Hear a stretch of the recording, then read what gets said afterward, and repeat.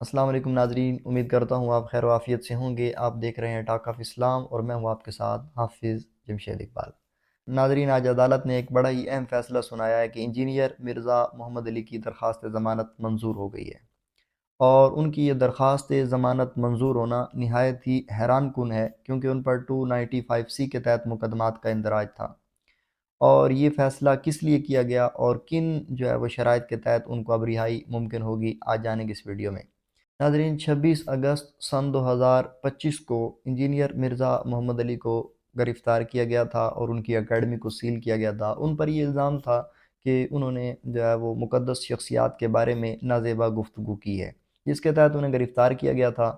اور وہ پھر 5 نومبر کو انجینئر مرزا محمد علی کی جانب سے انہیں وہ درخواست ضمانت دی گئی تھی، جو بعد میں مسترد کر دی گئی۔ سلامتی کونسل کے پاس بھی یہ معاملہ گیا، تو سلامتی کونسل نے بھی انہیں گستاخ ڈکلیئر کیا تھا، اور دیگر مذہبی طبقات کی جانب سے بھی انہیں گستاخ ڈکلیئر کر دیا گیا تھا۔ لیکن یہ عدالت نے آج نہایت ہی اہم فیصلہ دیا۔ کچھ لوگوں کا یہ کہنا ہے کہ عدالت نے ان کو رہا کر دیا ہے، تو بھائی یہ ان کی جو رہائی ہے وہ حتمی رہائی نہیں ہے، یہ صرف درخواست ضمانت تھی جو آج منظور ہوئی ہے، اور ان کی یہ رہائی ممکن ہوگی۔ باقی جو کیس ہے وہ بدستور ابھی قائم ہے۔ یہ فیصلہ جو آج ہوا ہے یہ صرف ضمانت کے وہ متعلق ہوا ہے۔ ناظرین، یہ کیس ابھی تک یہ برقرار ہے۔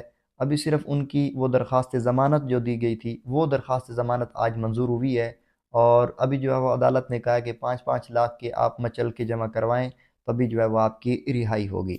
تو ناظرین، یہ بتانے کا مقصد ہے کہ 295C کے تحت مقدمات کا اندراج اور پھر وہ رہائی کا ہو جانا، یہ بہت ہی اہم فیصلہ تھا جو میں نے آج آپ کے سامنے رکھا۔